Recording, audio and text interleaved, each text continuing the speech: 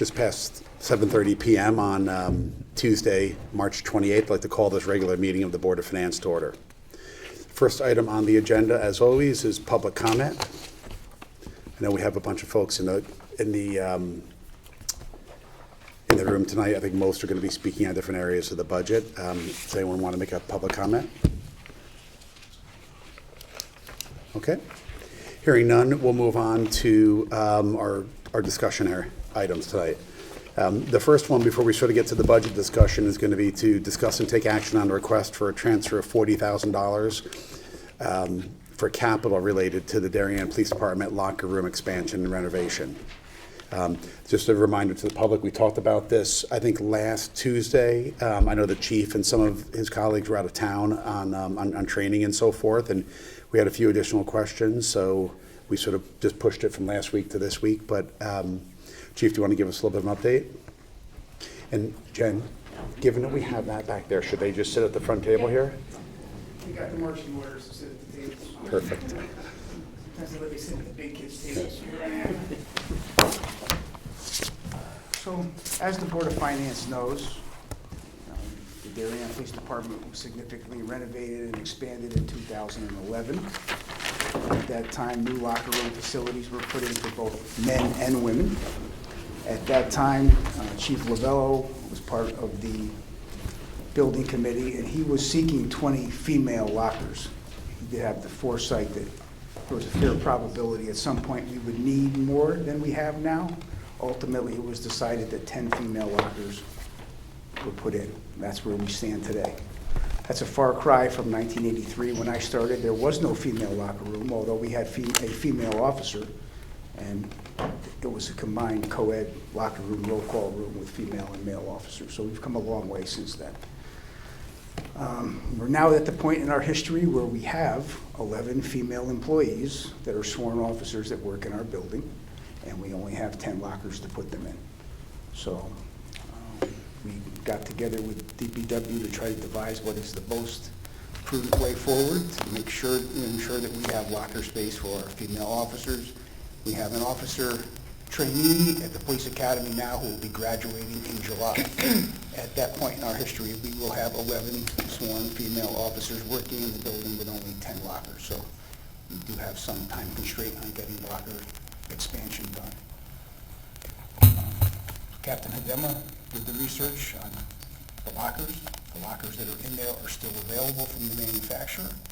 We reached out to the architect who did our building, who gave us some gratis preliminary sketches on putting additional 7 lockers in our space with some carving out and changing the walls and that type of thing. That's where we stand today. And there's where the $40,000 request comes from, because that is the quote for professional services to get us the railroad on the track to get us moving down. With that, I would defer to Tony Campanella from the DPW. They're the ones that turn the nuts and bolts and the screws and know on all how that stuff kind of works as far as getting it done. Got it. Okay, so I've been working with the captain and the chief, engaging with the architect. It's a kind of a small space with a lot going on: electrical, HVAC, fire suppression, drop ceiling, carpentry, access control, all kind of happened in this one space. So we engaged with the architect that did the work 10 years ago or so, and he came up with this $40,000 price. We did speak with him the other day because we had some questions, and there was a section for interior design for $8,000. We talked about the fact that we would just want matching to existing conditions, so we turned that $8,000 into a not to exceed $8,000 with an expectation of it being, perhaps half of that, based on our requirements of just matching existing compared to a new design on the entire female locker room. I do have a list of questions here. I don't know if you want me to go through them, questions that you guys had, or? Yeah, I think if you could go through them, I think, and maybe just to set the stage, I think the questions that our board had were, generally when we're dealing with sort of somewhat larger projects and so forth, and this is, you know, I kind of say this is larger than a leaf blower and smaller than a new school, right? So this is somewhat in the middle here. I think we have a lot of experience on sort of the bookends there, but I think the question was a lot of times when we're making the initial appropriation, it's enough to sort of put together the architectural design and sort of come up with a cost estimator and an idea what the whole project is. And then usually after that initial appropriation is made, they come back and say, well, listen, after that, this is what we've designed, this is what the total project is going to be, and then we sort of appropriate the full amount. And so I think the general sense within our board was it seemed like this $40,000, some of these design fees, how much of them were sort of designing the plan that you would then bring forward, and how many were, it seemed like they were maybe taking a little bit farther than the first step.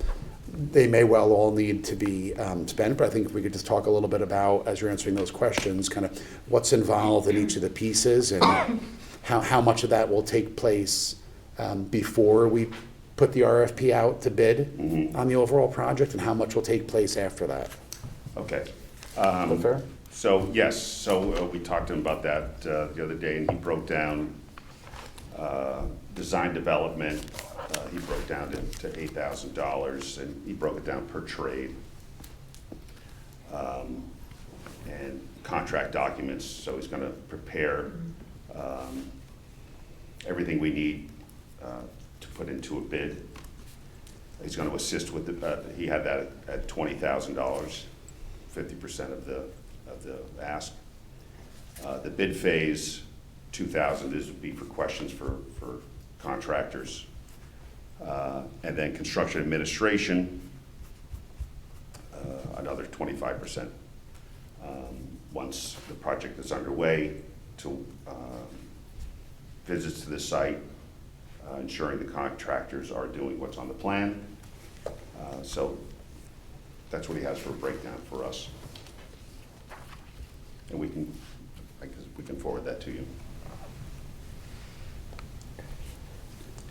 I guess around that particular point, my thought would be, when you get to the design development phase with drawings, right? Yes. At that point, you're gonna have some reasonably updated cost estimates. Correct. Right? Yes, Why, I'm sorry. why wouldn't we approve the dollar amount necessary up to that point? Because at that point, you're gonna have to authorize construction drawings, right? Yes. And once you authorize construction drawings, you're ostensibly gonna go forward with the rest of the project, financing permitted, right? So why wouldn't we only cover up to the design development phase of the drawing process? Yeah, plus the construction management is obviously, while it's being built, which is necessarily after the project's been approved. So the Yeah. construction management fee portion of that, it seems to be down the road rather than upfront, as David just articulated. That's certainly an option, and he broke this down for me, for us, for design development at $8,000. So if that's an approach that the board wants to take, then I'm sure we could do that. Well, I guess, Jen, can you maybe just confirm, I think in order for us to kind of put the bid documents up on the website and get people to bid on it, those bidders will really only bid if they know that the town has appropriated the full amount, or do we think in a situation like this? No, quite often we'll put stuff out to bid so that we can find out what the amount is and then come back to you. Because part of it too is we don't necessarily want to appropriate an amount and then they bid to that amount because it's a public number. Got it. So what is your timing, like, when do you think, like, the fastest you would be able to have sort of design documents and something ready to be put out to bid? Because we do need to go out to bid, even though this is a smaller project. Yes. I guess I can't answer that. I haven't spoken to him about that, but in terms of design, we have what we're very close to on just layout, but not mechanicals. I would think it would be probably 2 months, because there's lots of different contractors involved here. And the way things go now, it's, everyone's busy, it's tough to get these guys, so I think 2 months is a good number. And if we were to authorize the 8,000, and then when you come back with a design and a bid, and then you're coming back for the entire project, we would ostensibly review the rest of the consulting fees, design fees in Right. connection with the actual construction costs. So I want to make sure that we wouldn't be slowing the project down if we were to pursue this way. The only, we got a quote on the lockers, Finally. and there's a lot of lead time.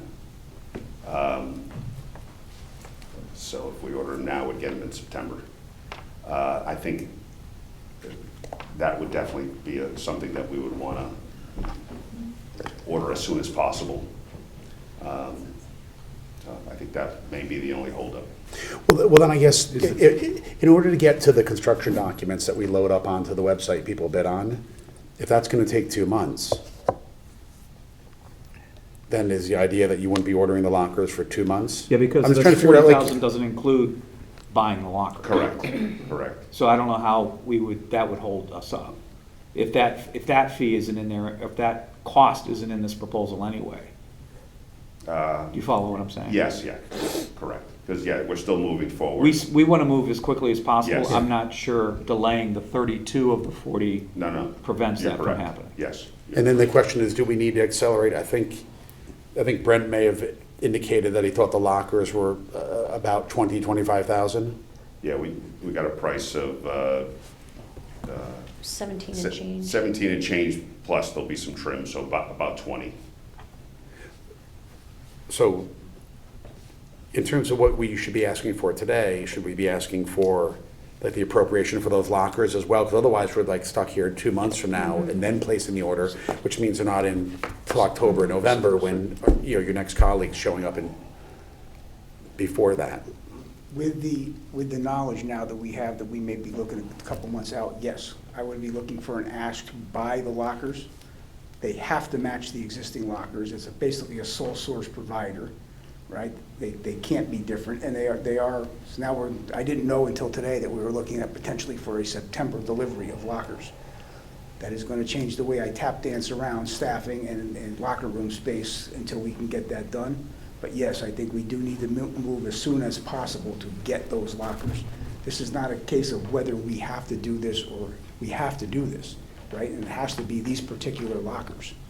So I would put that out to the board, that if I need to come back, or we need to come back with a specific ask for those lockers at your next meeting, we could do that. And I have no issue putting it on the agenda and coming back and making that request. So Well, what- Jen, do we need to RFP out the lockers themselves? No, if they're sole source, they'll have to go to the Board of Selectmen for a bid waiver. And what's We the- can't approve without the Board of Selectmen first approving. Is that- No, you can approve the funding, but they The just won't be acquisition. able to purchase without the bid waiver. And do you have an estimate of what those lockers are? I mean, Yeah, we just got an estimate today. like a firm estimate? Yeah, yeah, How many, I wasn't 100% clear, how many lockers are we talking about?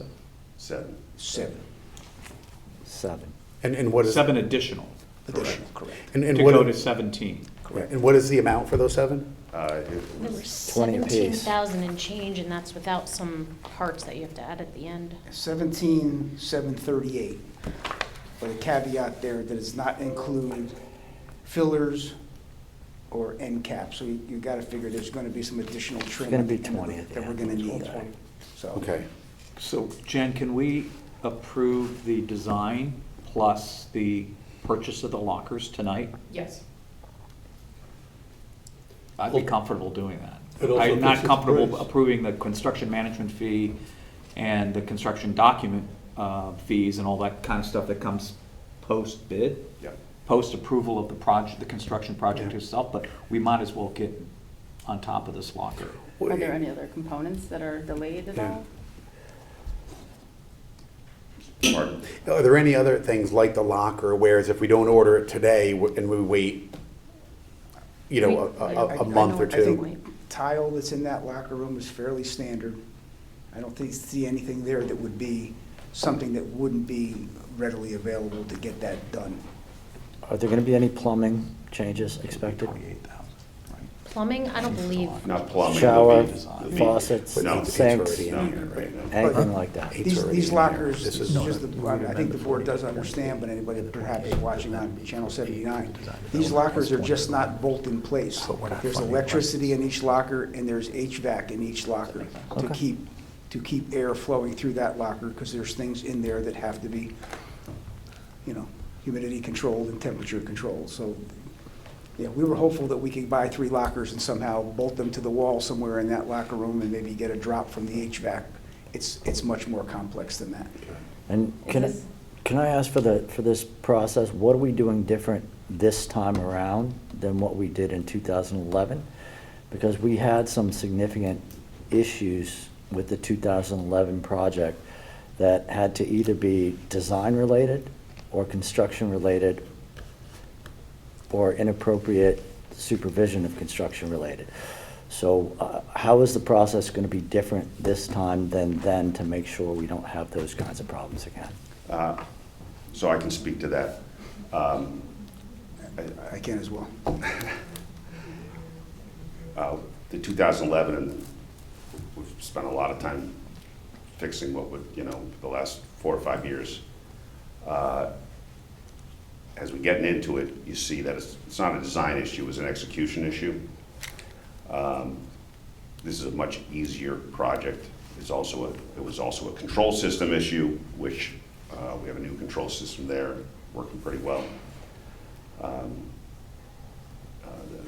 The 2011 melded the old building and the new building. That certainly created issues. We don't have to address that here. So, much smaller scale. No big changes, just some additions to existing ductwork. One of the issues that we did have is with our previous control system company, they put the fans, the ventilation fans in the men's locker room on an occupancy sensor, not realizing that the entire system that ran the locker room ventilation was on that same system. So we went through a period of time where we could not figure out why it was not working correctly. We found out they made a field change and did that when no one knew that they were messing up the gum, putting gumming up the works. Which goes to one of my other thoughts.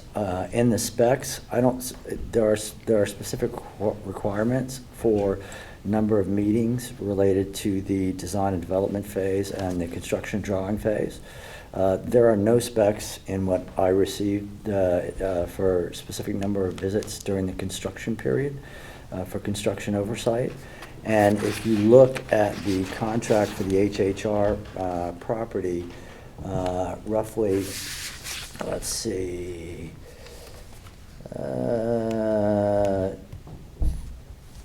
construction administration is 30% of the payment stream, whereas in the contract that we received, it's 20%. And in the contract that we saw, or the proposed payment schedule, there's no holdback for project closeout amount. If you did a renovation on your house, you're gonna wanna have the punch list walkthrough at the end once it's all done, right? So a couple of things, it would make me happier if there was a greater percentage of the payments in the construction supervision portion, because what you just said is that during the construction supervision portion, they made a field change. They made a change that probably didn't match the specs. Yeah, no, that wasn't at the time of construction. That was in the intervening 10 years Okay. when they came in and But made that swap. I did speak to our architect about that. He did add a 1 visit per month, and then informally, he said, we're doing Stamford Police Department and New Canaan Police Department, and you're right in between. He said he would be available, but he put in once 1 visit per month, which would only be hopefully a few visits, formally into the contract, formally into the proposal. Okay. In terms of the holdback, we generally don't hold back for design work, although I'm sure he would be amenable to. Well, no, I mean, the holdback only applies at the completion of construction, right? Yeah. So it's a holdback on the balance portion, not the design work, right? Right. Usually that would be with the contractor, but I'm sure he would be amenable to, in the contract administration, having a small holdback, whether that's 10 or 20%. Oh, it's way less. The project closeout for HHR is 2.5%. Okay. Basically, the big differences were, instead of a 20% payment during the construction administration, it's 30% Right. for HHR, to make sure that the architect is involved during the construction, and then only a tiny bit, 2.5% at the end, just to make sure that they come to a walkthrough, right? Right. Well, if I can just make a suggestion, it feels like there's sort of three decisions here, just so we can move on, because we have other things. Yeah, exactly. One is regarding the lockers. It's like 17 and change, but with some extras, probably be 20,000. I think that needs to be appropriated tonight, so we can get these ordered. If they're already delayed till September, like that's far from ideal, and I think we want to get them here as soon as possible. So the second item is regarding the 40,000. So I think, is the plan to be able to create all the construction documents, put them up on the website, RFP it, get a bid back, and then once you have the bid that you choose, you then come directly to the Board of Finance, and we would approve the appropriation for whoever you said the winning bid is. And the additional architect fees. And what are the additional? So I think what you're looking to do is approve the design development. We go get bids. We get prices from contractors. We choose a contractor. And then we ask for the money for that contractor plus the architect's contract documents and construction administration. So I guess I'm looking at the top of page 3, the design development. You need that 8,000 Yes. to move forward, and that 8,000 goes to the 4D design and decorating person, right? Yes. Okay. The second item on top of page 3 is the construction documents, 20,000. Yes. We need those to get the stuff loaded up so that somebody can bid on it, and then you know how much they ask us for in terms of for the full, Yes. for the full appropriation.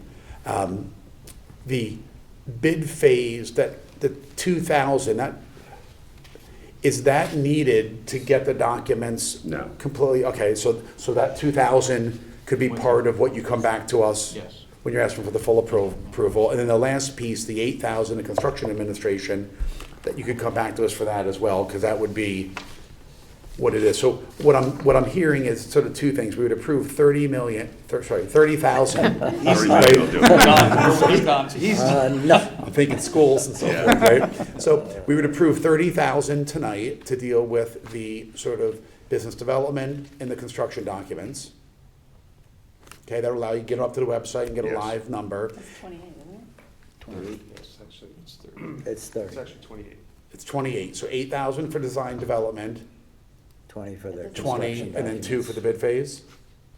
Yeah, I think the These bid numbers- phase makes sense here because. These numbers don't add up. Well, They don't. No, look on the top. No.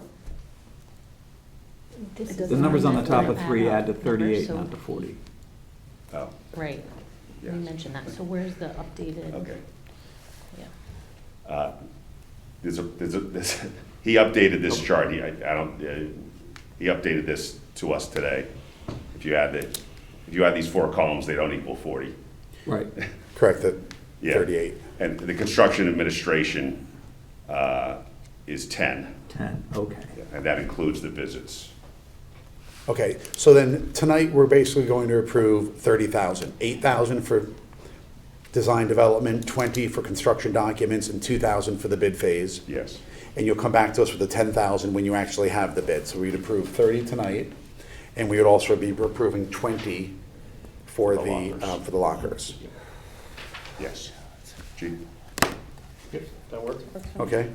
Jen, does that Yep. work? Okay. As you often hear me say, they hired me to walk the beat and give out parking tickets, right? They didn't hire me to be construction manager. I'm trying to get this done as expeditiously and as inexpensively as we can get it done and still get a quality job. So that's why I defer to the experts at the other end of the table to walk us through this. So, Tony, just a quick question. Are we still comfortable with 100,000 for construction? no, so he got a phone call before, I think, your last meeting, and it was, hey, how much do you think this is gonna cost? It was very much of an off the cuff. Number? Yes, yeah. I think when he was on the phone with us, he said, so what I meant to imply was, it's gonna be 100,000, you know? Okay.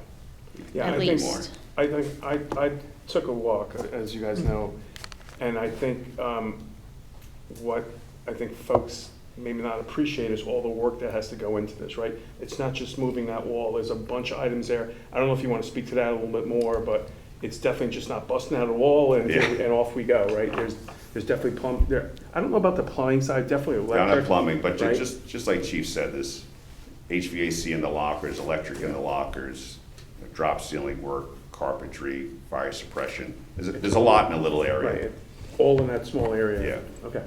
Okay. So Okay. I just want to kind of emphasize that. Thank you. Listen, I think you have the support of this board. We know this needs to get done. Would be great if it was done July 1, but let's get it done as soon as possible. Let's make sure we sort of, obviously work with our advisors to get it done in the most, efficient manner, right? But what I will do is I'll entertain a motion to transfer, right? Not to transfer $30,000 to cover the design and development phase, the construction bid documents, and the bid phase, as well as an additional $20,000, so $50,000 in total, to cover the cost of the lockers, which don't need to be sort of RFP'd. So, a total of $50,000 will be transferred from the capital reserve. I thought the 20,000 is for 7 lockers? Yes. Okay, all right.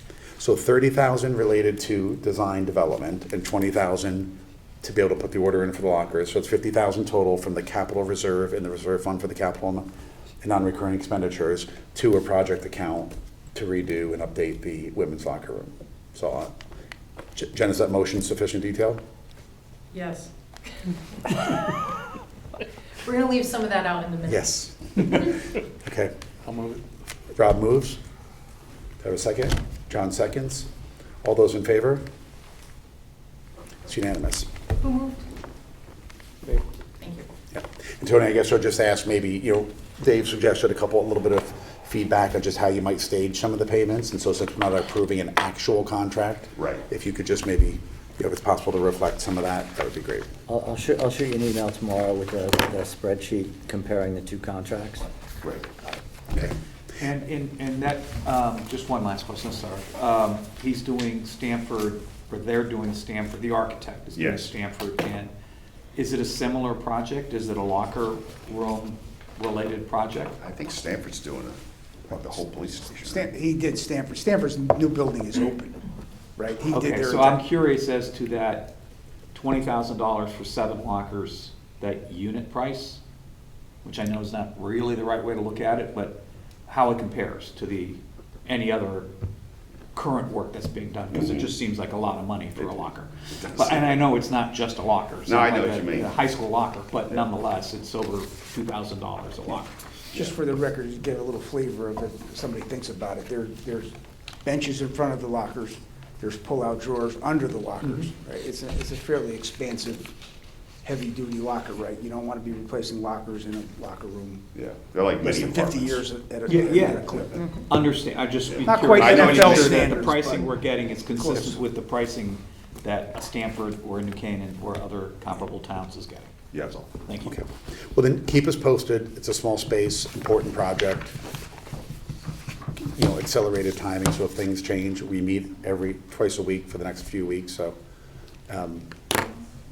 We will be back for Thursday for your second meeting of the week, so we'll see you then. Thank you, everybody. Thank you. Thank you. Thank you, ma'am. Okay. See ya. Okay, so we're going to move on to our budget discussion. We had 5 topics, general government, land use, community environment, general overhead, library, and Board of Ed is gonna be Thursday. Board of Ed, which is actually Thursday, and that was my mistake. I was confused with some dialogue back and forth with the superintendent and Duke. So I guess we can start off with general government, if that's okay? Yep. And Jen, I don't know, do you want to just, as we're kicking things off, you're way ahead of us? Oh, good job, yeah. All right, so, What's that? If you have a specific department that you want to go into, let me know, and we can pull it up on the screen. If you want to just talk generally, we won't go into any details, because there's a gazillion departments in general government. Right.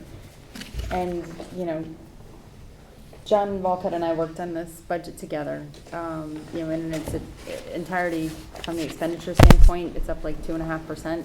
Total's about $3.8 million. The expenditure side of this budget, I mean, there's a few, you know, interesting details here and there, but nothing that particularly concerned the two of us, and needed to be discussed, in our opinion. I want to say, Jen, I fully support you with the new part-time person in finance. That sounds like a really good idea. Thank you. You know, I think it's interesting to mention that we'll have a reval next fall, but that's not really a budget-related item. Really, the two things in this category that we wanted to discuss were on the revenue side, and the first being just the town clerk's revenues. I asked for kind of updated information on that. It's kind of, I think it's basically flat, right, Jen, like year over year. And I talked with our town clerk a little bit about that, and you know, it looks like the number, I mean, the bulk of that revenue comes from the town conveyance, or the conveyance revenue from, you know, transactions that happen. Looks like they're anticipating the same number roughly of transactions as they had in 2019, if I'm reading that correctly. But the revenue looks like it's up from that number. I guess it's just because the market is up, right? Like the price of homes is up. Right, it's based on the value So, of the sale. you know, we are seeing a dip year over year, which sounds consistent with, you know, I think reasonable expectations that maybe the market's a bit slower now than it was, you know, during the COVID frenzy. And, you know, I don't really have any changes to make. I just wanted to understand where that number was coming from, and it seems as reasonable as any assumptions I could make about that. And I'm open to other people's thoughts. Or John, did you have anything you want to add to that? No, I think one of the constants in here that aside from Jen's increase of a half a body is that the FTEs generally remained constant throughout these departments. So in fact, they're not adding people, nor are they adding benefits. The one other thing that struck me on the and it's sort of across the board with a lot of departments within the town is the question of the processing expenses that the town's incurring for all of the credit cards that are being charged through by townspeople for the various services that they're buying. And I know that everybody's thinking about that, and that they're going to be talking about various different solutions. You know, including a small charge to be added to people who want to use their cards. Yeah, I mean, there are things that, you know, we're not known for moving fast in government. We're going to have to take our time to discuss. We've been talking about it for a while. It's a good one to keep our eye on and keep working towards, you know, maybe a better system for that. The one thing I wanted to ask you, Jen, I'm sorry I didn't earlier, is that legal looks like it's kind of flat. Are the legal fees associated with Great Island in a separate, like, Those are budget? in the bond fund. Okay. Not through the general fund. Yeah, okay, that's what I assumed, given that they were flat, but just wanted to, you know, make sure I understood that completely. And yeah, the other, you know, big item in this budget that is, you know, probably the most interesting and volatile at the moment would be the investment income, and we're kind of still working on that. Jim, I'm gonna let you give us an update. Yeah, well, just as we're looking at the expense side, before we get to the revenue side, I just had a question around, you know, elections was up fairly materially. You know, and it looks like it was back to what it was in 2020, 21. Yeah, they've had some new costs, I think, associated with early voting. Poll sites were increased from redistricting. There was an increase in the number of ballot styles. I mean, there's a bunch of random stuff, Yeah. all of which sounded like it was pretty much out of their control. Also, the District 1 kind of bifurcation, right? Yeah, The actual which is adding to physical the number cost of of ballots the that number they of have to ballots we print. have to print, Yep. right? Yeah, And what they have to program into the machines and all of that.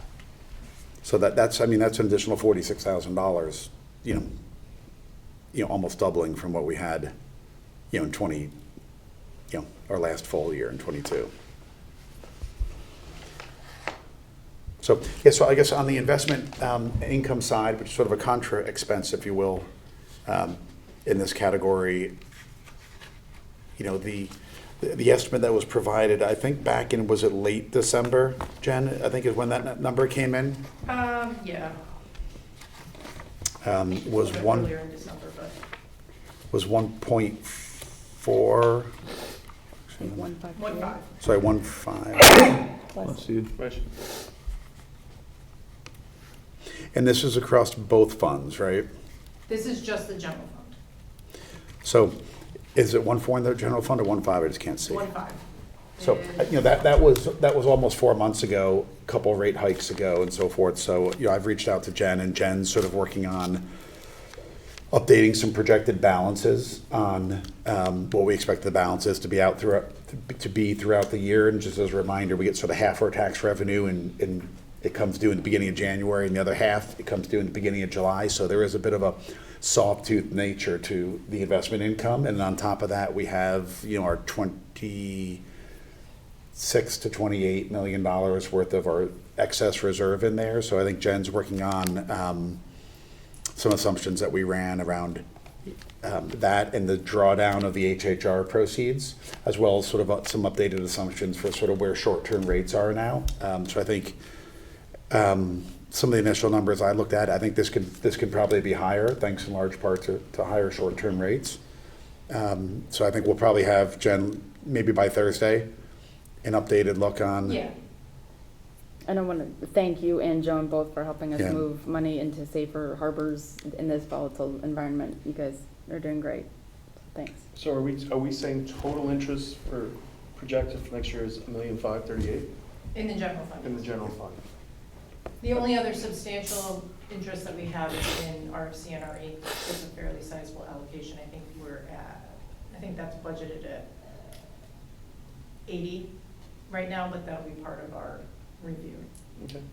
But the total balance of the reserve fund for capital is kind of in, whereabouts is that? Is that approximately 6, 7 million? Yeah, 6, 7 million. Yeah, and then on top of that, And then we'll- depending on, what you approve in the budget. The 90 million some odd of bonds, how long will we have that money? We'll have 85 million of it for about 2 days. So in total, we're issuing, what is it, 112? The Right, bulk I'm of sorry, the- we say overhunt, right? Yeah, the bulk of the non-Great Islands is about 23, 24 million for HHR. Some of that will be just reimbursing ourselves, so it'll go out the door to the general, out the door to the general fund right away. And then I gotta take a look at what we expect the balance in July to be, because we're also still spending down on design and that sort of thing on HHR from those funds. Are those balances in your analysis? Like bond proceeds Yes. issued but not yet expended? Okay. yeah, so through the funds, general fund, reserve fund, and bond proceeds. I think bond proceeds, I think they showed, I feel like it was in April or May were the latest numbers that we saw in terms of them spending that money down. Now granted, that could be a little bit slower, a little bit faster, but so we'll have an update on that as well as, some updated rate assumptions. That's a pretty nice percentage change there. Yeah, right? You almost want to look It's at it. suddenly, you're like, it's something wrong suddenly an with it. interesting item again. Yeah.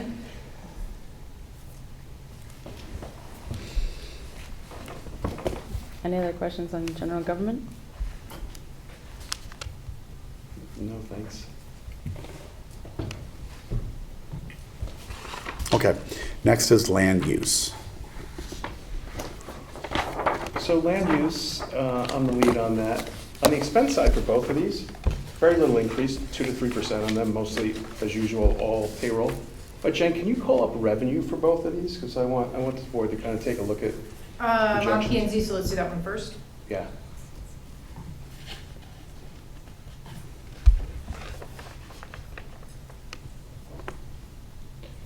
So I just want to point out, I believe this is the one, we're going to raise fees 10% across the board, first increase since 2019. So I think what you're going to see here is $198,000 proposed number for revenue, which actually more than offsets the increase in the expenses. So we're actually going to cover our small increase on the P and Z side. Once again, 10% increase across the board, which is leading to that increase. Jen, can you call up the one that shows on the P and Z that Jerry put in with performance metrics? Because I'd like to have the board take a look at that. Just zoning permits, how much is out there, and what are we kind of showing? With all the construction area, I know we've talked about this as a board for a couple of years now.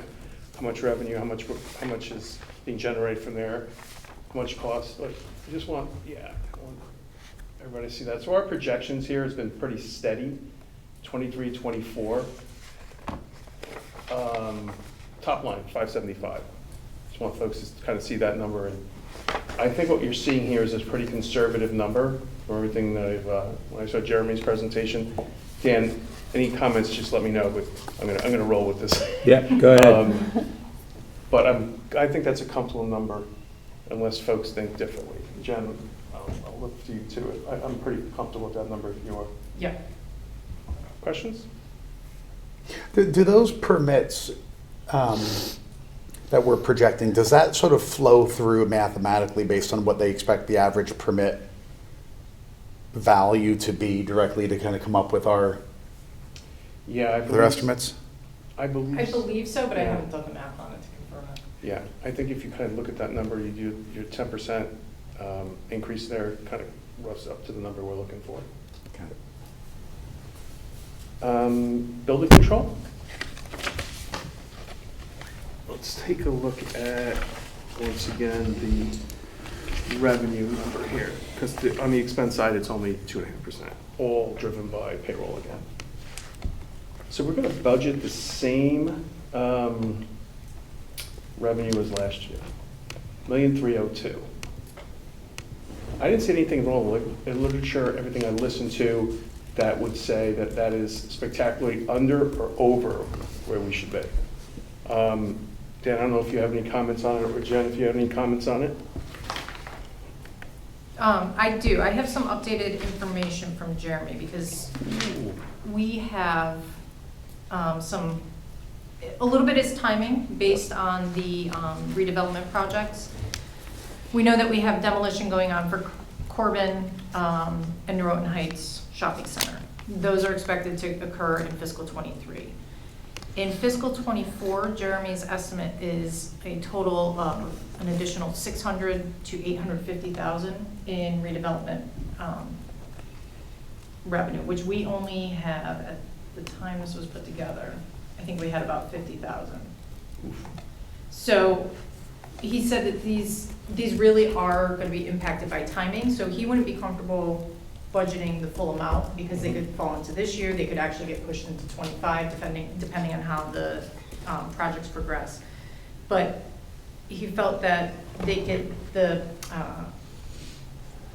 permit revenue could definitely be increased for some amount under the 600.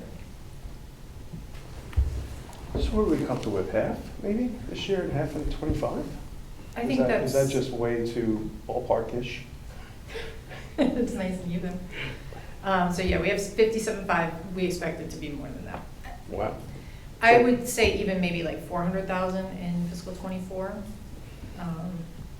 So then we'd be looking at, 2/3 of that lower estimate. okay. And that 1.2 million, that's like our steady state, Yep. right? That's what That's we've, just normal permit activity. yeah, if you look back, 1.2, 1.3. Yeah, all the way through, yeah. It's really been this other piece that we've been trying to predict. Right.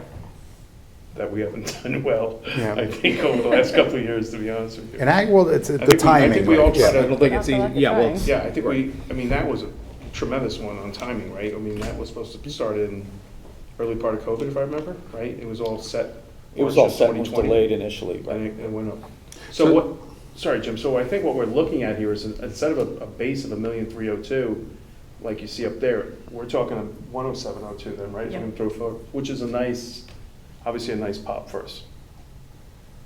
And Yeah, then- I would, there's 50 in there right now. I would say we could add another 350. I think that would put us to 400 total for permits on the redevelopment projects in '24, which allows a little bit of a cushion for either slippage or if it's accelerated. Right.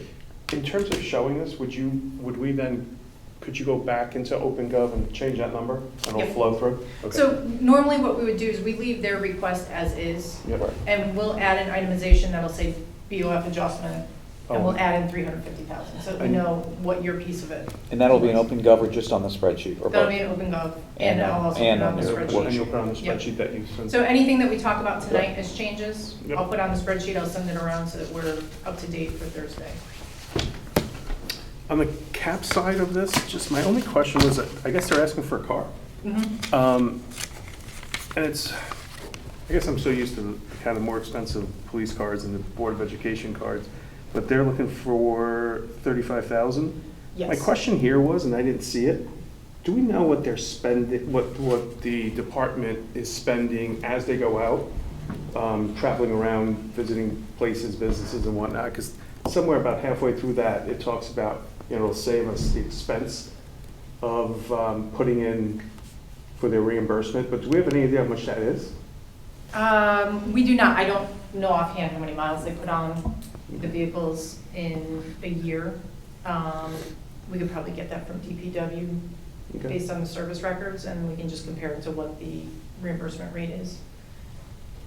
Are they presently just grabbing a car and kind of going out? So this one had the logo, but one of the things we talked about there is having the logo so people know it's like an official kind of a Darien car that's showing up, a town car. Right, and that's one thing that's important for having the town car versus just having them use their own for reimbursement, Right. is that sign, the decals and making it official so that it's not just some person showing up on a site and saying, I'm here, look at your stuff. Yeah, I like the idea of having an official actually saying who they are rather Yep. than the other way around. That's all I had, unless you have I didn't have anything to add, or the board? Nothing to add. John, I just had a question, like in terms of the spreadsheet that we use, like building permits, I think the 1.2 was showing up in row 106. Does this other piece show up? That's gonna go from 50,000 to, It's all in there, I don't have a spreadsheet on this, this machine, but building permits should be showing as 1302. yeah, I think it's showing as 1263. In the Board of Selectmen, Board of Ed recommended column. I'll take a look at it. Yeah. I did tie it all out before sending it out to you guys, so I'm pretty sure that it's the right number in there. But what should be showing in the Board of Selectmen, Board of Ed recommended would be the full 103. Then we'll put in an adjustment of 350 in the Board of Ed adjustments, or Board of Finance adjustments, and then you'll see a new total. I think I have that, but maybe I just can't find it. This was yesterday. Oh. Yeah, Jen, I think that updated one from 140 yesterday was the latest one, right? Yes, that sounds right. Okay. I think I'm probably just looking at the wrong row, but.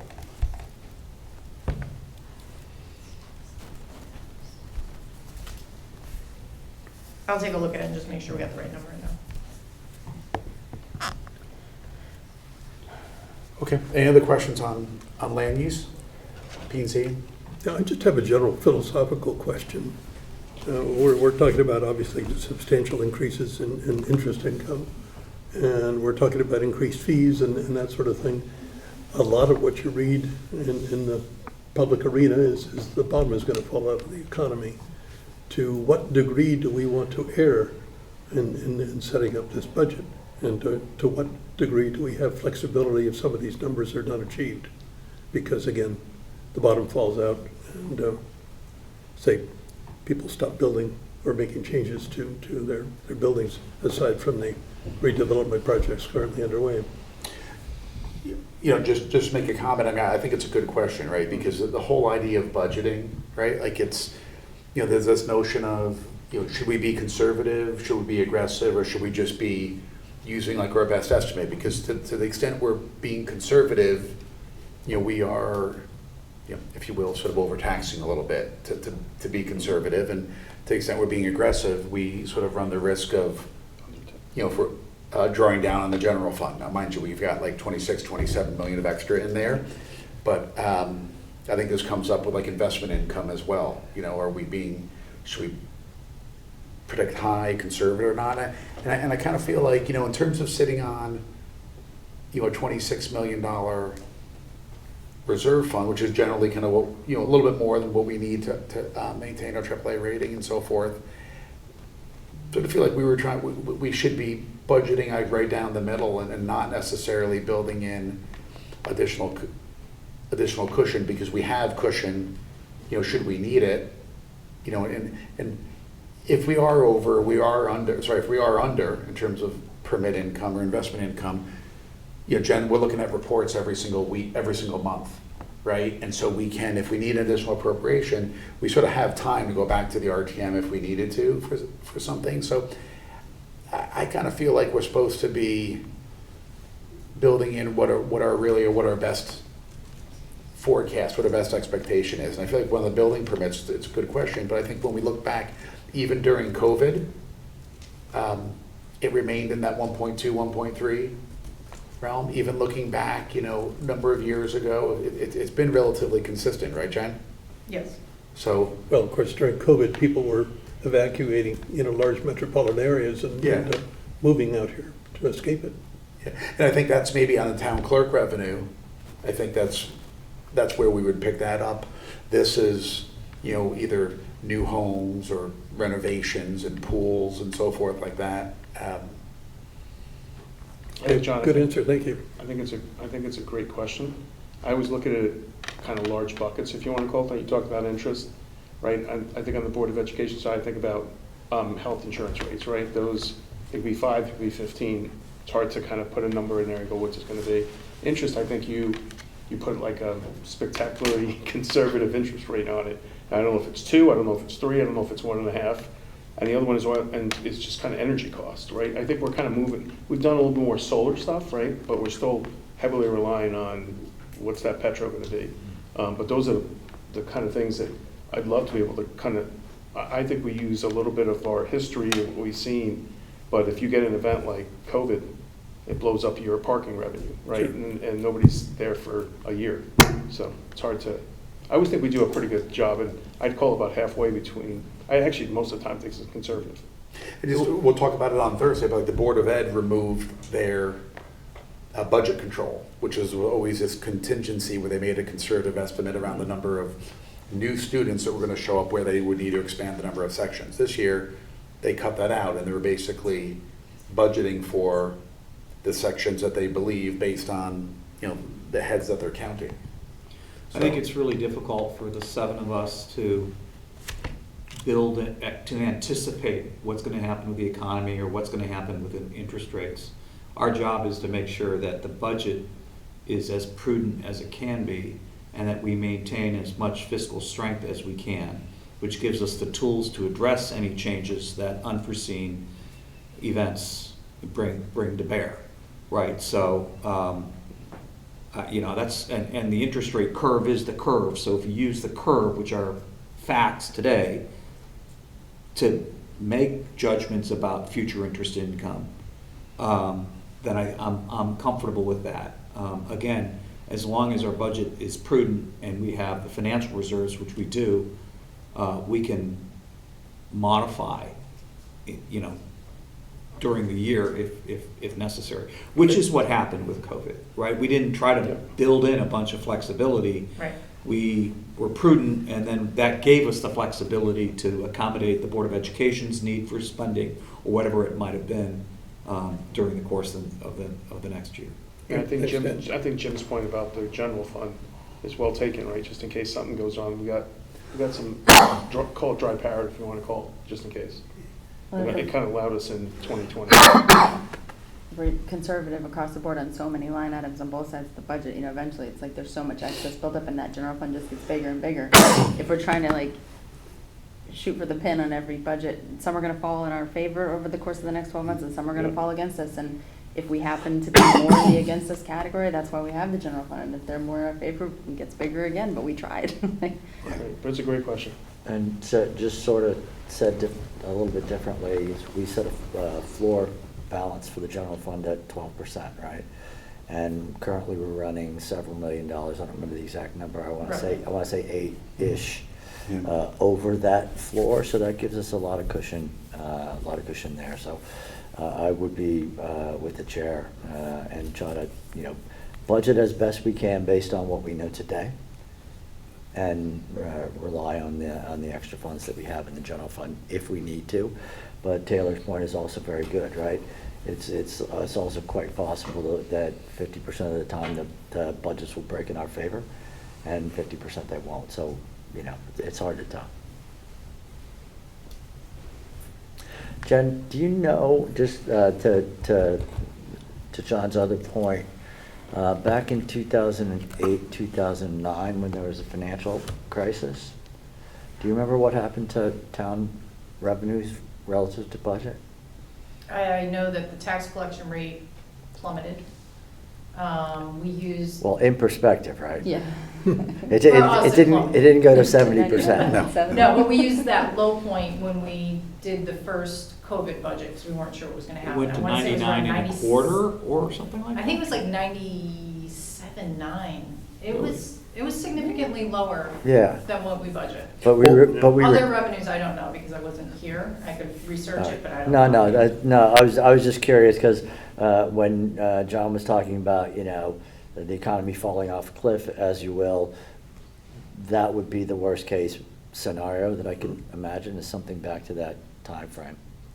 But I think when we talk about taxes, we need to think about the collection rate, but there's also the speed that you collect it. Because while a tax collector may ultimately always recover 99.998%, yep, if there is a little bit of slow pay, which was part of our rationale during COVID, right? We need to pay employees and bills and so forth like that, even if the tax revenue is a little bit delayed coming in. So it's part of what that estimate always is. Part is the collection rate, part is like the collection speed. But And the pace at which it deteriorates. I mean, I would think that, at the margin, like, you'll see maybe a tick down in collection rates if the economy gets bad over the next, 12 to 18 months. But then we know that going into the next budget, and if things are still getting worse, then we might build it in. But it's not all gonna, I don't think, happen at one time. Right. But, Right, a lot of our items on the revenue side are lagging, particularly tax revenues. So, we might see that the economy starts to go down, but our tax revenues are still gonna be pretty strong for a while, and then we'll start to see the dip. okay. So next is community environment. Yeah, point on that. Rob, jump in. Can you pull that up, Jen, please? Thank you. This is a relatively small budget. Total budget in this department is $133,000. It's actually projected to be down 9% or so. Actually 9% against the initial recommended budget, but I couldn't find the 23 number on OpenGov. Maybe it's just, I don't know how to, but, well, you're not a little, isn't it? Show us the magic. yeah, So- You've got us hooked on this spreadsheet now, so it's, I hate no, this I spreadsheet. don't use this spreadsheet. I say this once a year, so I'm just gonna throw it out there. Can I have my book back? Okay. Community. When you're in One the, section, other one, right? when All you're right, in so- the worksheets, this base Dell column knows, she is your knows. fiscal 23 adopted. All right, so there's a column here that says 24, Board of Select, Board of Ed, 146.1 for 24, which happens to be the same number as 23. So I'm gonna use that as the 23 number. It's down 9%, or about $15,000, principally because the Chamber of Commerce withdrew the request for $35,000 for the holiday wreath program, because it was funded last year and they had more than they needed to fund this year in that account as well. That's basically, there's some pluses and minuses and some other grants. The Board of Selectmen approved a doubling of the Museum of Darien grant from $10,000 to $20,000, which sounds like a lot percentage. It is a lot percentage-wise. It's probably not that much dollar-wise, considering I guess it'd been at 10 for a long time. And that museum, in addition to another number of services, does archive a lot of town records. And this is improving access to those records. So I really didn't have much else. There's some pluses and minuses elsewhere in this budget, but there's not a lot that I think brings requires the attention of the board. Nothing to add. All Okay. set. Yeah. Just going to recommend a little change right here, and I kind of feel bad that I did not do this earlier. We have a bunch of the folks from the library here, so I should have moved you to the top, because I know you spent last Thursday night with us on a Zoom until like 10:30 at night. So thank you for that, and apology for not moving you up. So let's go to library next. All right, you want me to take the lead on this? Yeah. All right. And, well, Yeah, I guess- do you want to lead this? Or do you Yeah, want maybe, let's start with just a couple high-level updates, right? One update, John, I think I forwarded off an email to you. We did get an update from Kira and the team at the library that their participation in the state healthcare plan, the percentage increase changed from, I think, 12% to 7%, and that's going to add an extra 25,000, or reduce the expenditure about $24,000 to $25,000. I think, Jen, did I forward that email to you? I don't recall seeing that amount. Okay. Well, let's one of us send it over. Yeah. And that brings the increase down Yeah. from 4.58 down to 4.01. Did you want to keep going? You want me to keep Yeah. Why don't you go, and I will. So the total request is 4.393 million now.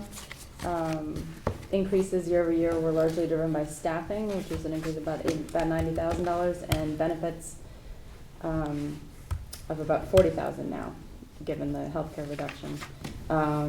We kind of dug into several items in the budget. I thought it was interesting, and thanks, Kier, for the full chart of salary and benefits. I know we've been looking at competitiveness over time. This is a non-unionized library, and there are, definitely competitive libraries in the area that would love to poach our very talented people. So we want to make sure we're remaining competitive. I am happy to see that when we put our salary and book benefits together, that we are very competitive. So that was good to know, because I know that at face value, the salary doesn't look as high as maybe we would want it to be competitive, but taken all together, it looked pretty good. We went over, obviously every year we discuss the Friends in the town, and for anyone listening that doesn't know, there's a joint venture at the library between the town and private fundraisers. Kind of a 3-to-1 ratio, like 70% is us, is that right? About 70, a little over 75% of our annual operating budget is from the town, and then the remainder is privately raised. So the town pays for all, operational items. The Friends, or the private donors, pay for all the books and capital improvements and everything that makes it super fun there. So as a part of that conversation, we looked at some of the revenues that were coming in. We discussed the late fees, because there's a revenue that comes into the Friends side, which is $20,000 to $30,000 for late fees. But given that the books are purchased by the Friends, it makes sense that they would stay. The revenues would offset that on the Friends side. Same with $10,000 in room reservation revenues. If the Friends are the ones making capital improvements to those rooms, they would want to see that come back in the form of room reservation revenue. That makes sense to me. We also discussed state aid, which I think should be one of those kind of slower moving ongoing discussions about whether or not that belongs on the Friends side, just because it's a $50,000 grant from the state that is meant to help offset the cost of serving out-of-town users.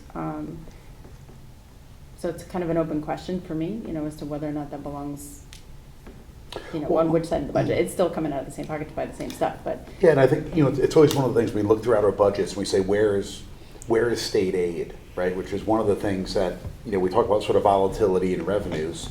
That's one of those which I think, particularly a town like Darien, we sort of need to be cognizant of. Now, we get relatively little state aid here, but this $50,000 that the library gets, which is based on a grant that the state provides based on sort of non-resident usage of various libraries that they look at across the state, and depending on how much non-resident usage you have, that determines sort of how big your grant is. So the good thing is, we have, Kier will correct me, one of, if not the most attractive libraries sort of in the, in Connecticut and sort of the tri-state area here. So we track a lot of sort of both Darien residents and non-Darien residents, and we do get state aid related to the amount of non-residents that we get, but that's also means that if that was a program that the state should cut, it would also be a revenue that we would lose. Right now, all of that volatility, if you will, if it was to exist, and the 50,000 has been pretty consistent, right, throughout the last few years.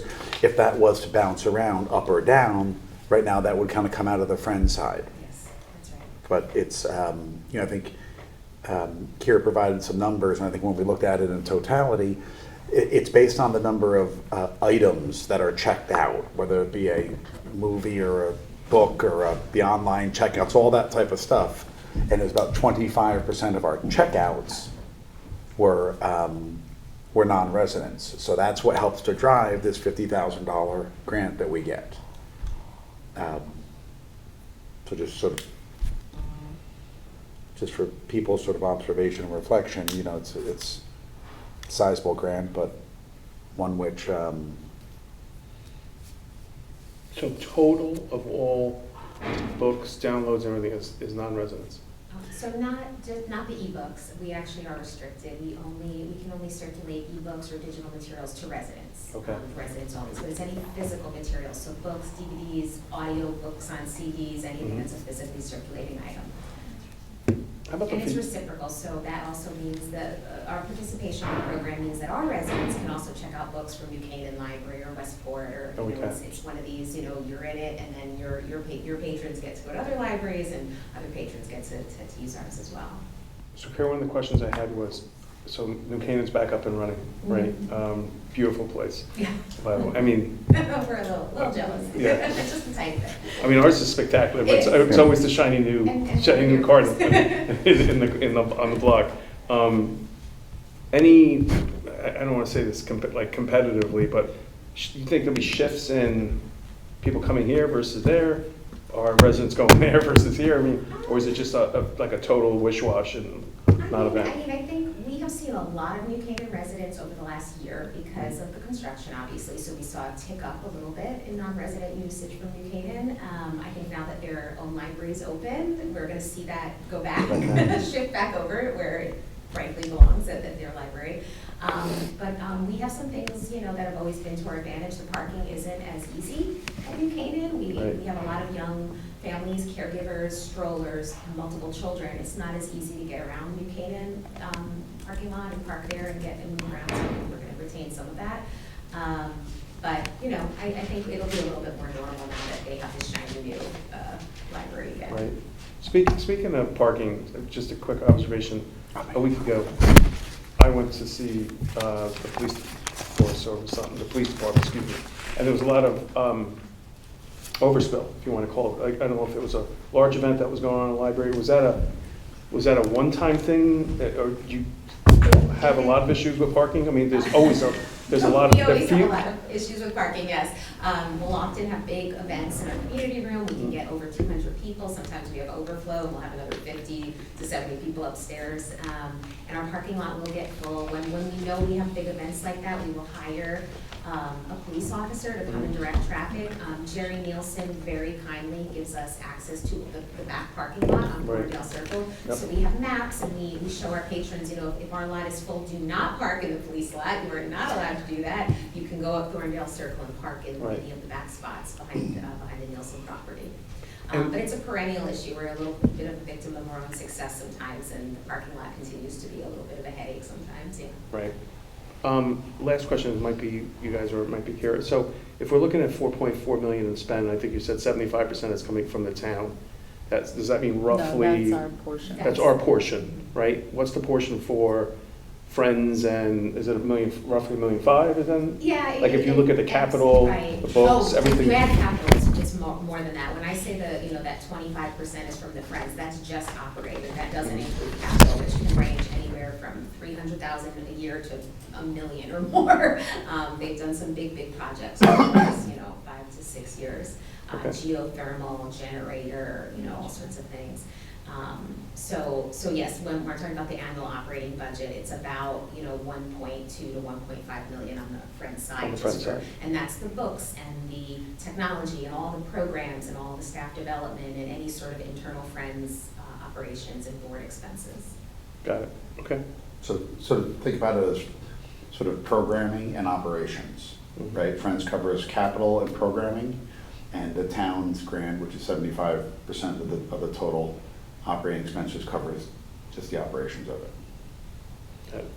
I think, there were two other things that came up in our discussion with Kira and Kim Westcott and their team, and that was related to, as you know, the library staff is not a unionized staff, right?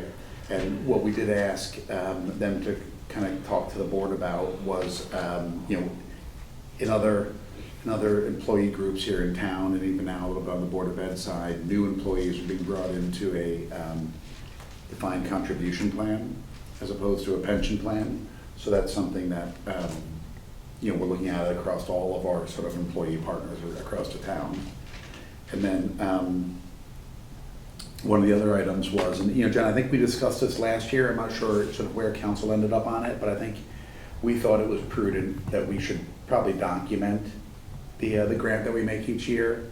Sort of a simple document that just sort of indicates like this is what we're providing, this is kind of what it's meant for, and it's something similar to what was put in place, if you will, between like the Board of Ed and the YMCA and so forth. So I think that's something that we'd like staff, and if it's Wayne or whatever, to take a look at whether we can document that grant. It is sizable, and I think it's probably healthy for both the town to kind of have a document of kind of what that's intended to be used for, and I think it's good for the library to have it as well. And for return of surpluses, right? Yeah, and that would include things like such as when you do have surpluses. I think the last 2 years they were relatively, 1 year was small, 1 year was larger, but also document things like that where the surpluses will come back. And John, I'm sorry, did you have anything to add, because you participated in this as well? I did. I know we spent a fair amount of time on the grants, and Jim's brought up the other topics that came up during our discussion, and we certainly thank Kira and her staff for putting together their presentation, and they, as always, have done a very good job, and then have been very prompt in answering our questions. And to remind everybody, we purchased a new truck last year, new snowplow truck, which got basically no use in plowing. We were assured that it got a lot of use in the other activities that they typically use a truck for. Not that we're praying for snow here in Darien. A little bit. But, So if you're saying if we need no snow next year, just buy the. By new truck? yes, Does anyone in this driveway need plowing? the premise is if we buy a lot of new snowplow equipment, it will not snow. No, it's not. Exactly. It's like to carry the umbrella when you go out there. Exactly.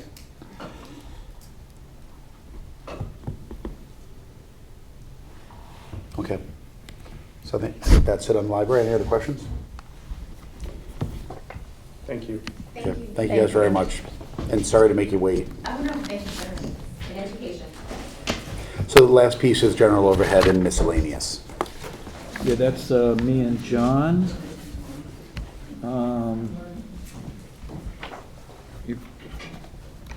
So there's 3 departments within general overhead. The largest is employee benefits. That's budgeted at $7.3 million this year, up $645,000 or 9.7%. That's obviously a big number. 100,000 of that is for redemption of accrued leave, increase in redemption of accrued leave, with 50% of that reflecting effectively the paid sick day negotiation of the police contract, and the other 50,000 to kind of reflect what we've actually been experiencing over the last few years. And we can expect higher payouts over the next few years based on the number of our police department members that are eligible to retire. So that's on the 100,000 bump in the redemption of accrued leave. The balance, or 500,000 of the $650,000 increase, is an increase in our expected share of healthcare insurance premiums. Now, this was the adopted budget. In the commentary, post the Board of Selectmen vote to approve their budget, there was a negotiation of a lower bump in healthcare premiums to 15%. That would save 146,000 of that 500. That's not reflected in these numbers. Correct. So the 645 increase should be more like a 500,000 increase. 100,000 of which is the accrued leave, and 400 of which is a expected 15% bump in healthcare premiums. Bump That to 15 or bump over 15? 15% increase in our share of healthcare insurance premiums. That number does not compare well with other towns. It is directly a reflection of specific cases within our employee base. The town did go out once it had the 20% number. And this would require, Jen, do I have this right? It would require a change in provider? The last I saw was that Kate was talking about a change in provider and how that would affect the healthcare providers that our employees could choose, because it would be going to a different plan. We did an RFP and we did push back to our current provider. We are able to get a 15% reduction, so get it reduced to a 15% renewal, so. From your current provider? We will have to go through the whole process of evaluating that, but we know that we can have a 15% premium renewal. Okay, so the 15% premium renewal versus 20 is a definite. Is done. It's either going to an alternative provider, which will have impact on the employees, or successfully negotiating to that number with our current provider. Correct. Okay. So this begs the question of whether we should be consolidating our plans with the Board of Education. It begs the question of whether we should be examining self-insurance. I know the town leadership, the town administrator is encouraging us to take that topic up. Not during the budget cycle, but after the budget cycle. And certainly, Dan, comparing notes with the library that's had very good success with their program to determine whether the benefits are comparable and so on, because they tell us they're paying significantly less than the town is paying for its. Yeah, I think there's specific cases where. Oh, I'm sorry, I was talking about the program in general. There are some towns who went into the state program and they had huge increases and chose to leave. So the library has very good experience right now, but we have considered that. There is a trade-off with us giving over some control on that. And there's been some reluctance about that because we will lose control of certain items that allow us to keep the premiums down. So there's nothing we can do other than what the town's already done, which is negotiate a better deal. But it's still up 15%. It speaks to the implications of adding FTEs, because you add an FTE and you've got salary and benefits until that FTE leaves the payroll, whether it's by choice, retirement, or otherwise. So nonetheless, that's the employee benefit. So I'll stop there. Any other questions on the employee benefit? Just one quick account. So go right. Sorry, so Dan, is this number going down 140,000 from the 488? Yes. Oh, it is. Yes. Yes. So ultimately, it's whatever, 11, 12% increase? On the Whatever budget the- line, yes. whatever that math- 15% premium increase. And so just on that 15%, can I make sure, are there two did any of the employee contributions within the pension, within the contract change? Yes. So that's a combination of two things. It's the increase in the premiums and the slight decrease in what the town pays. Correct. So there's two moving pieces here. So we're actually, the actual amount by which it went up, I think, was more than 15%. The cost. No, the premiums are up 15%. But another thing that goes in here is we look at every employee and what level of coverage they have. And we've had a shift towards employee plus one and even single coverage from having more at the family level in the past too. So the premiums are going up 15%, but our cost is not going up. Our cost in this budget line will be less than 15% increase. because of Because of that. multiple factors. So are you saying? So there are three, I just want to make sure, that I feel like there's three moving variables inside that 15%. What's happening in the actual premiums, Yep. how it's being allocated between the two, and then how employees are choosing family, couple, or single. Correct. And the premium piece of itself happened to just also go up by 15%, which is what the culmination of those three went up by. What percentage of the healthcare premiums is paid for by the town for town employees and for Board of Ed, do you know? Board of Ed employees pay more. On the town side, our employees pay 10.5% to 11%. I think the Board of Ed is closer to 20%. Yeah, I think Yeah. it's 21 going to kind of 22 and 23 over time. And it's my understanding that on the town side, several years ago, when we first introduced a high deductible plan, the decision was made to incentivize people to it by reducing the employee cost share. So we've been plugging away through negotiations to get it back up.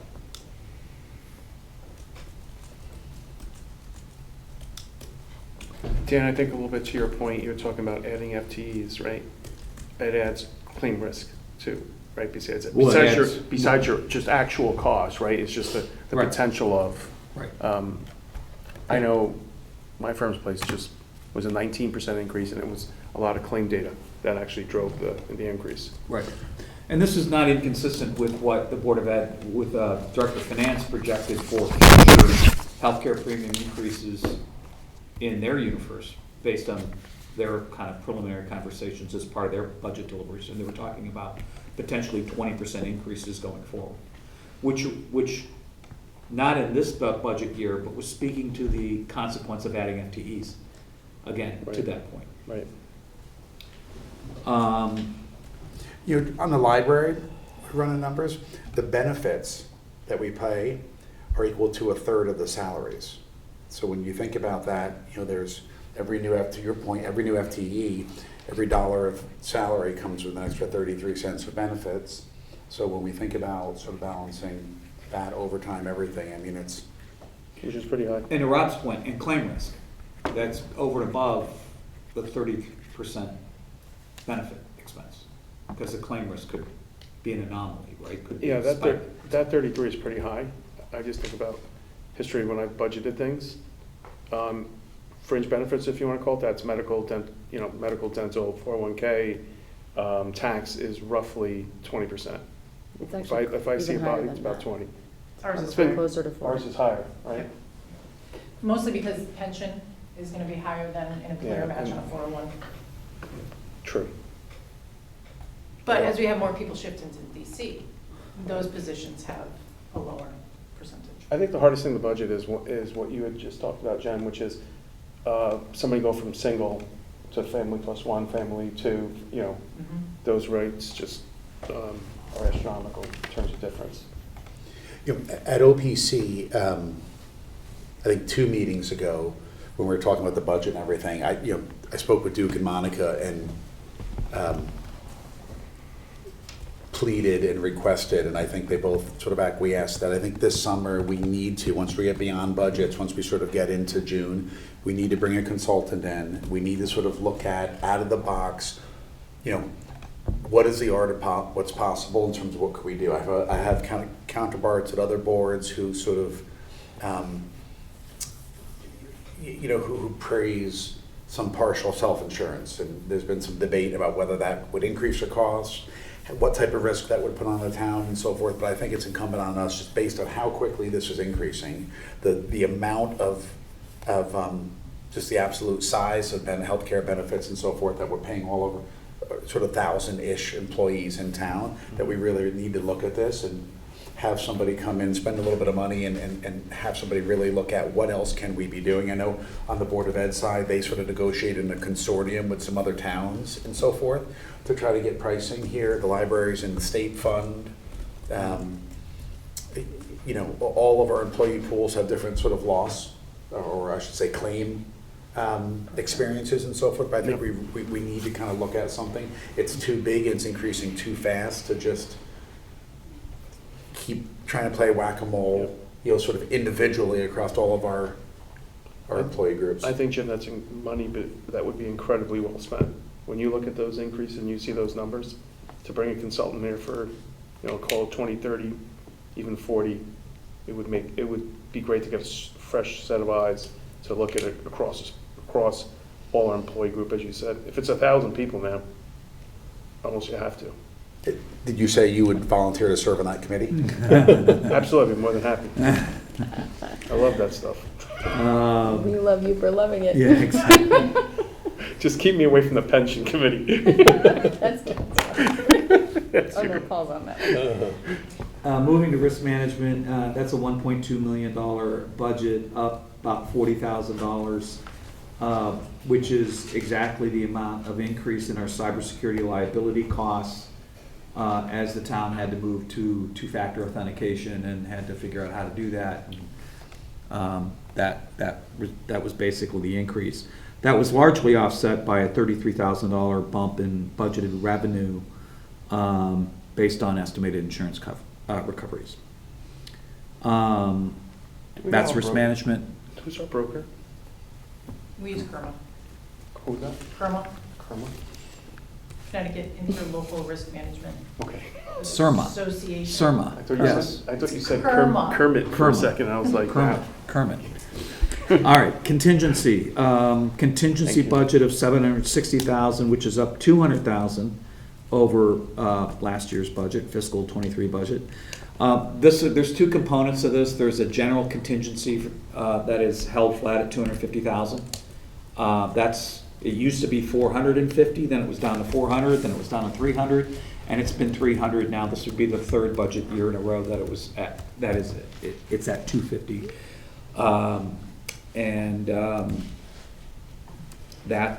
the second component is the salary side account, which is up almost 60%, or almost $300,000, based on negotiating flexibility that the town requires going into some negotiations. And one update that I have on that, and I sent this to the people reviewing the police department. Now that we have the final numbers from contract negotiations with the PD, they've hired as many people as they're gonna hire at the moment. I have the amount that's gonna move out of salary contingency and into the PD salary accounts. So that salary contingency is actually gonna go down about $247,000. Great. Doesn't reduce the budget, it just moves it to where it needs to be. Right. So John and I will take credit for a $146,000 decrease in medical insurance premiums on $247,000 in decrease in salary set aside. Well done. You also get the $350 building permit increase. Well, I was gonna Land- say, No. That's No. Robin. That's Robin. I'll take that. He gets second on that. Yeah, I guess. John, do you have anything else on these three departments? I actually just have a question for Jen. These accrued leave payments, are they payments of leave accrued over a person's service life? In most cases, yes. Contracts allow for employees hired before a certain date to, they can all accrue unlimited sick time. If you were hired before a certain date, and it's different for the different bargaining units and employee groups, you can cash out and get paid, you will get paid out 1/3 of your sick time in excess of a certain amount. And then also there are, for anyone who, that has to be at retirement, but anyone who separates would cash out their vacation time, their comp time. And then based on our carryovers, which vary between departments, or between bargaining units, it could be anywhere that you can carry over 1 week to up to 5 weeks. Do those amounts accrue interest? They do not, but what they do increase is they're paid out at current salary, so they're earned at one rate, and if not used, they're paid out at a higher rate. we've moved to cap the number of days that they can carry, right? On the Sick time, vacation all, side. no new hires can. The police were the most recent ones, and I think that's hires prior to maybe 2016. So sick time is definitely on its way out. And then we've made headway. The police union can only carry over 1 week of sick time, but depending on where in the year they retire, they could cash out significantly more than that based on what they earn. And then, let's see. Public Works and Town Hall Union, I think, can both still carry over a pretty significant amount, 2 times what they earn. And the max that you can earn in a year is 5 weeks. So they could carry over 10 weeks, end up cashing that out when they leave. So Jen, we've do you- made some headway with others, but those are still pretty significant. Do you have a number for total accrued but unpaid leave? We do, it's in the budget, I mean, in the audit. Because you asked me, I can't think of what it is. There was discussion at the town level about, and this was John Zagroski brought this point up, about whether we should be, because these are lumpy numbers, Right. whether we should be reserving for these. And the sense was, I think, from the town was, again, you want to go back to reserving something, setting aside money for what you think might happen rather than just funding it when it does happen. There's, obvious pluses and minuses of both approaches, but I think the town was comfortable with the current approach, which is to not reserve for anticipated accrued payouts down the road. For the most part, we're able to cover a good portion of it through salary savings, either Right. through periods when the position is vacant after somebody leaves or hiring at a lower salary. The big payouts are typically for the police. Those are hard to cover, but for the other bargaining units, for the most part, they can be covered by salary savings and even medical savings from vacancies. And the auditors agree that whatever might be accrued, if it were ever chosen to do so, is not material? No. Okay.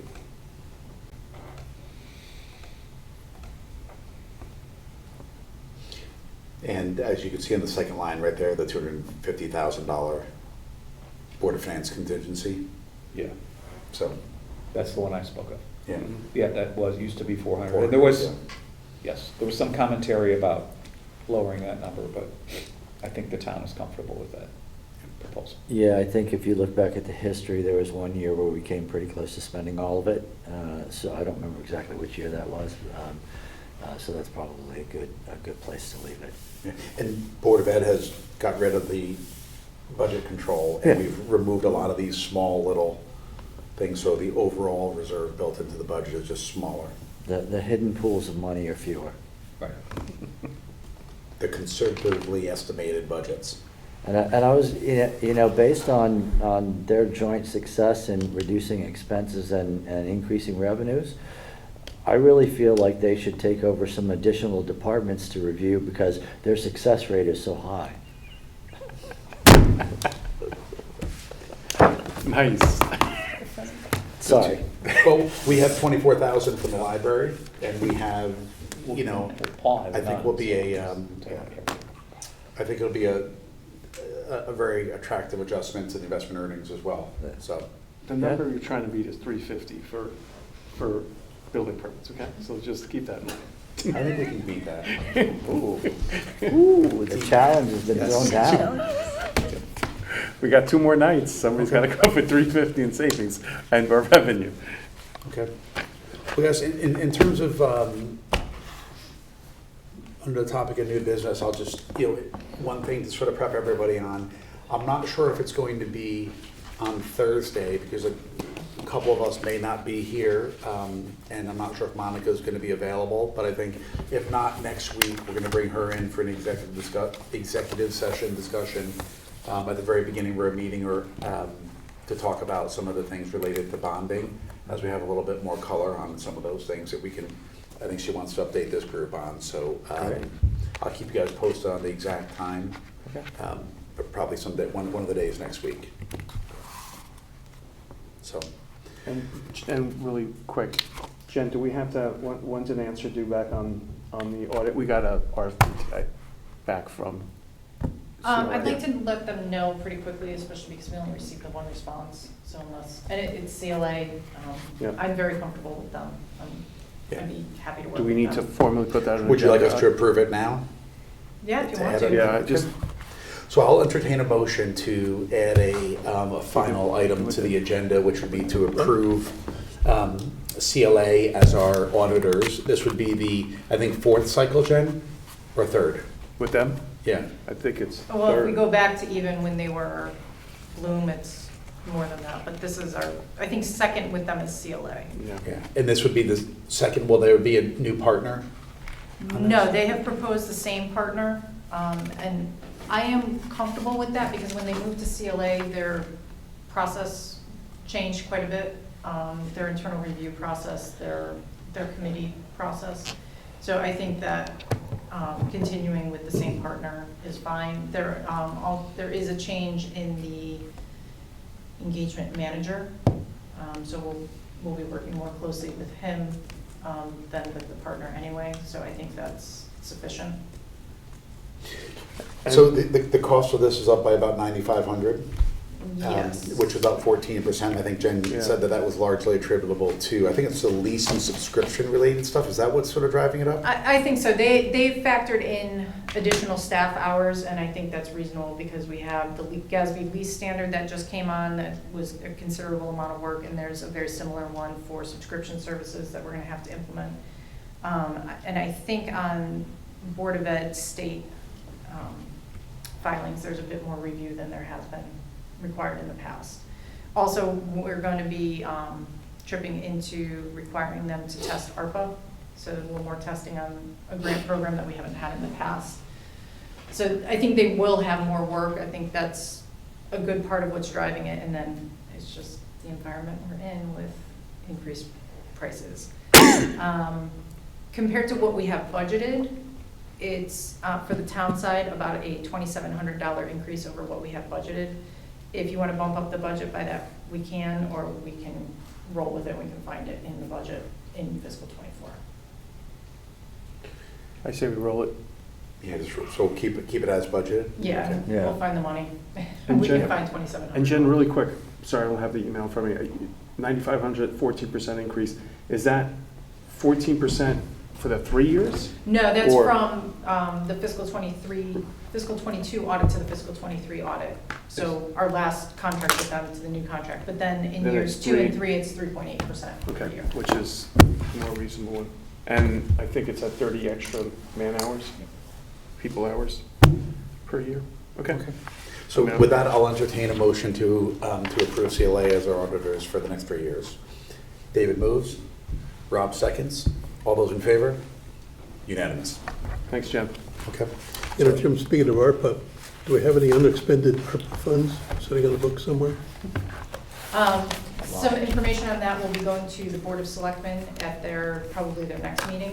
Kate and I have been talking about that and what the process is gonna be now that we have some projects that are done. It's gonna be the process to sweep, to reallocate, that sort of thing. So she's gonna start with the Board of Selectmen, see how they wanna proceed, and then you guys will be the next step.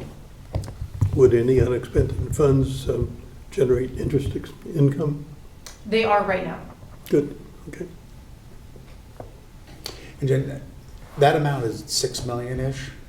So just in terms of, as we think about sort of projecting investment earnings, do we need to include a vector, if you will, for that one? Yeah, we can take a look at that. Okay. Because some of the projects that are appropriated are definitely longer term. So we'll take a look at that and add that in. Got it. We may be right up, Yeah. maybe be beating Rob's. That's Okay. dirty. That's dirty pool. Okay. Well, on that, I'll entertain a motion to adjourn. Dan moves, John seconds. All those in favor? We stand adjourned.